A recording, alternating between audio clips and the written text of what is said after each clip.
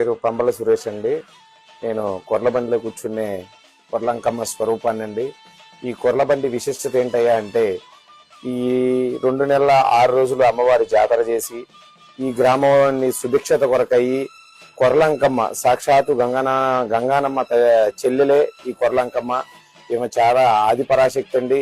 ఇవేంటంటే ఉగ్ర స్వరూపం. గ్రామంలో ఉన్న చీడపేడ గాని గాలి ధూళి ఎటువంటి మసీస్కాలు ఇంత ముందర మసీస్కాలని అంటూ తట్టు ఇటువంటి రోగాలు ప్రబలయ్యి అటువంటి సమయంలోని ఇలా అమ్మవారి జాతర చేసి ఆ చల్లం తల్లి జాతర చేసి ఆ తల్లి చెల్లిగారే ఈ కొర్లంకమ్మ అండి. ఆమెని గ్రామంలోని కొర్లబండి మీద ఊరేగించుకుంటా 4 పక్కల 4 పంది పిల్లల్ని మేక పిల్లల్ని కొమ్మడికాయల్ని కోళ్ళని కట్టి అమ్మవారిని గ్రామంలోని ఊరేగించుకుంటా పొలివేర బయట తూర్పు బయట పొలివేరకి తీసుకెళ్లి అమ్మవారిని అక్కడ సాగనంపుతారండి.